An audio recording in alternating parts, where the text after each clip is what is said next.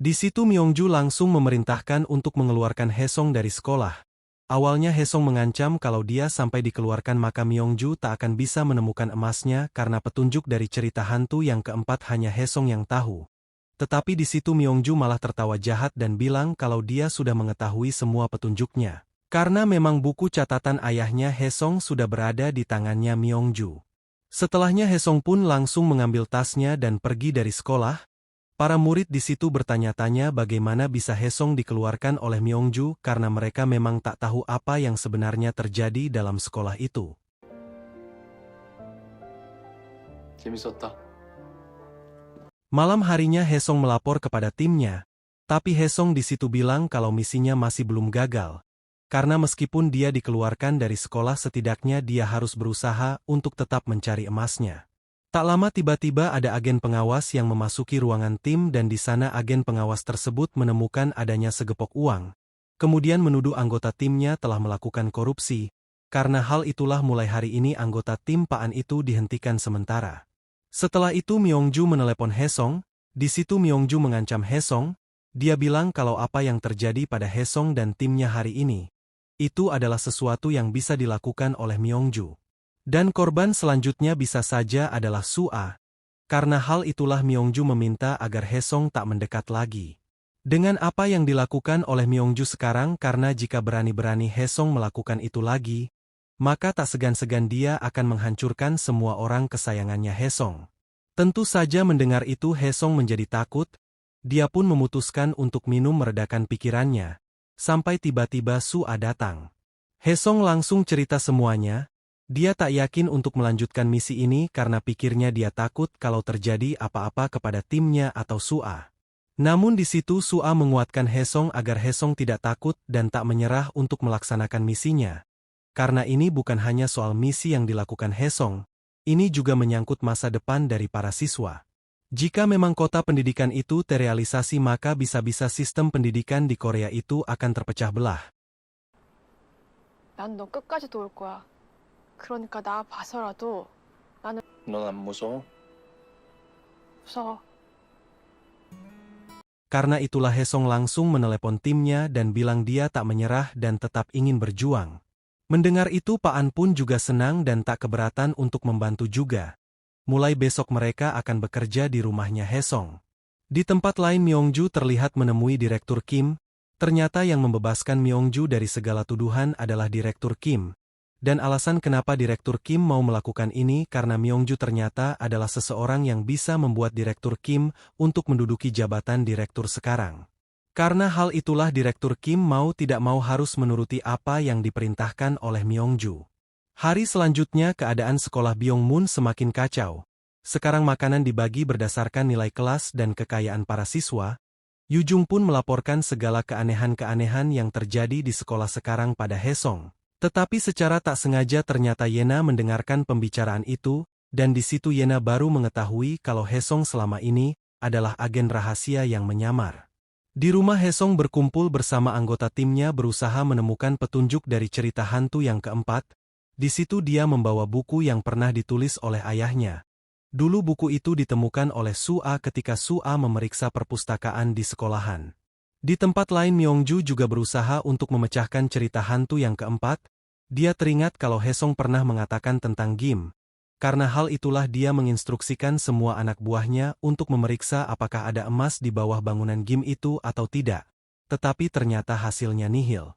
Haesong sampai malam hari bersama dengan tim juga belum menemukan apapun petunjuknya. Sampai dia menyadari setelah membaca buku ayahnya kalau dari 4 cerita hantu yang ada, cerita keempat hanya sebagai penipu saja. Tidak ada petunjuk di dalamnya. Mereka pun akhirnya kembali untuk menelisik petunjuk dari cerita hantu yang ketiga dan mereka menyadari kalau kaitannya ada dalam patung dari pendiri sekolah itu, yaitu patungnya Byongmun. Setelah menemukan petunjuk itu Haesong yang penasaran dia langsung memberanikan dirinya untuk pergi ke sekolah malam itu juga.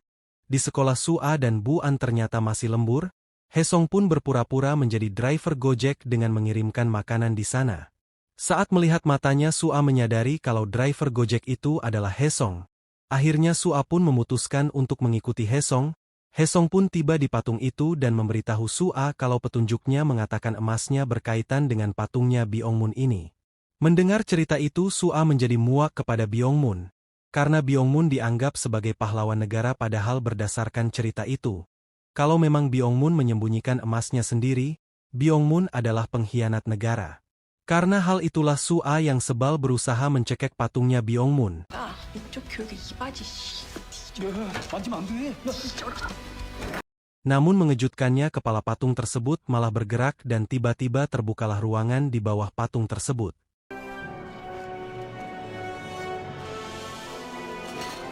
Sialnya sebelum sempat memeriksa apa yang ada di dalamnya Pak Aris tiba-tiba saja datang dan bertanya siapa driver Gojek ini. Dan di situ Hesong yang ketakutan langsung memutuskan untuk kabur saja dari sana.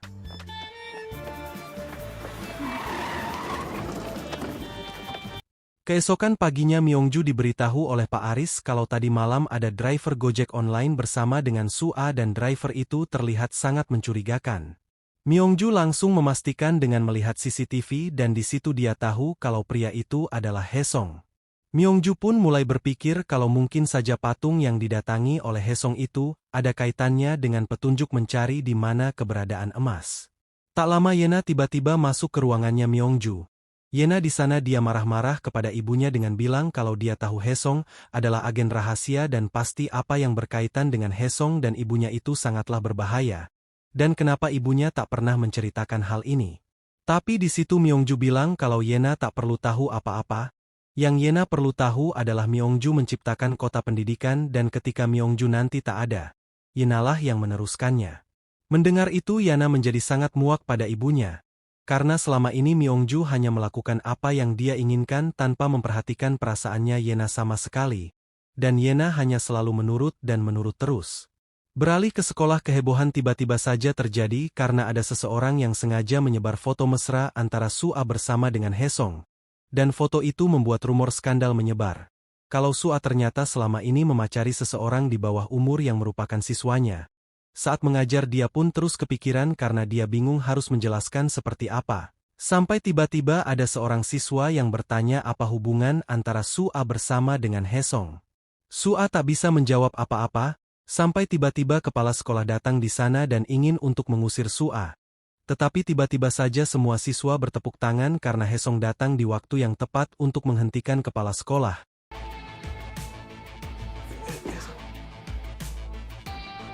Hesong pun meminta kepala sekolah untuk kembali karena dia akan menjelaskan apa yang sebenarnya terjadi. Semuanya pun bertepuk tangan, di situ siswa-siswa langsung mengerumuni kelas itu meminta penjelasan kepada Hesong. Karena itu tentu saja mau tidak mau Hesong akhirnya harus memberitahu kalau ternyata selama ini dia adalah seseorang om-om berusia 30 tahun.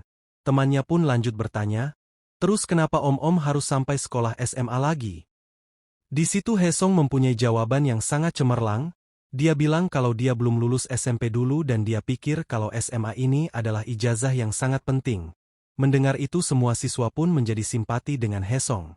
Dan mereka lanjut bertanya terus apakah Hesong memang benar ada hubungan dengan Sua. Di situ Hesong menjawab kalau dia memang menyukai Sua dan jawaban itu membuat semua orang histeris berteriak menyoraki Hesong dan Sua.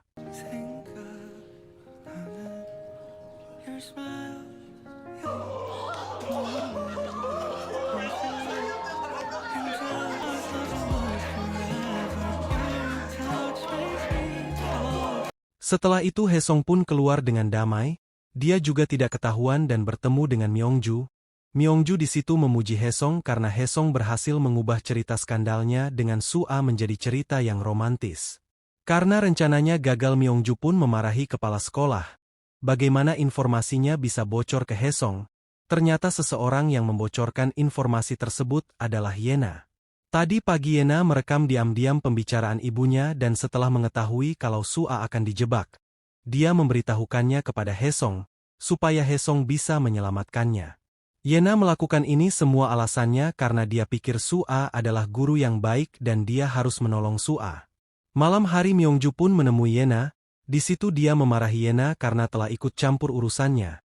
Tetapi di situ Yena tetap bersikeras kalau apa yang dilakukan ibunya itu salah. Myongju yang berpikir kalau Yena sudah tidak bisa diatur lagi akhirnya di situ memutuskan kalau minggu depan Yena akan dipindahkan sekolah ke luar negeri. Tentu Yena tak bisa melakukan apa-apa. Mendengar itu dia hanya pasrah menerima keputusan ibunya. Sementara itu Haesung bersama dengan timnya makan di kedai ibunya Sua. Saat itu Hyung membaca berita kalau ada pria 30 tahunan yang memilih masuk SMA lagi. Mendengar itu Pak An hanya menanggapi kalau pria itu pasti sudah gila dan tidak ada kerjaan. Haesung pun di sana menjawab kalau pria yang ada di berita itu adalah dirinya. 뭐? 나라고요? Jawaban itu membuat semuanya terseda.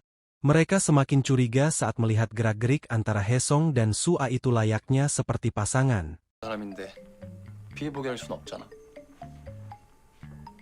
Mereka jadi berpikir kalau apa yang diberitakan itu mungkin saja benar.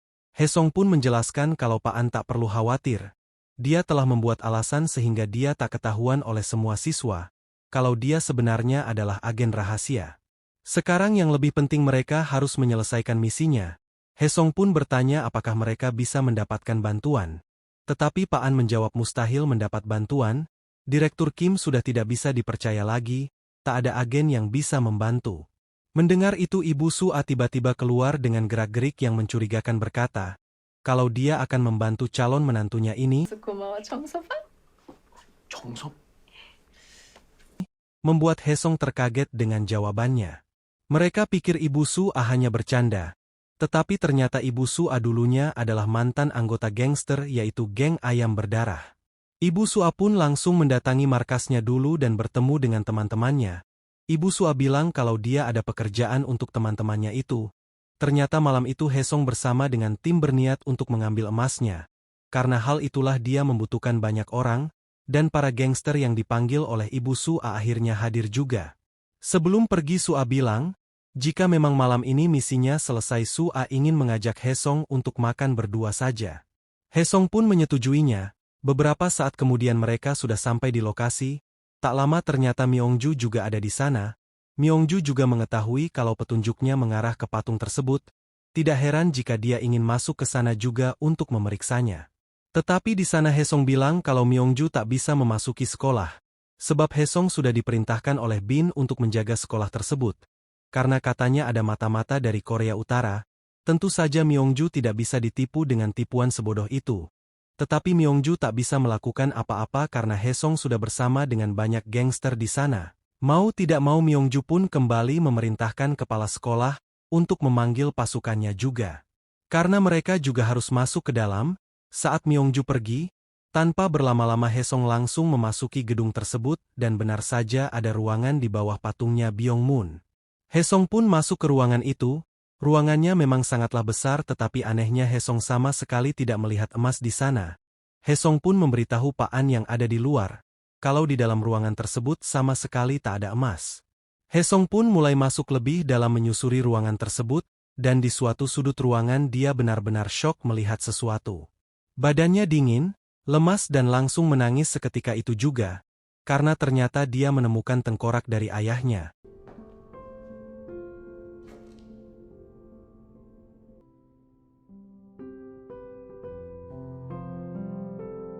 Selama ini ayah Haesung yang dia pikir menghilang, ternyata meninggal dunia. Di situ Haesung hanya bisa menangis meratapi kepergian ayahnya. Dia tak tahu harus melakukan apa.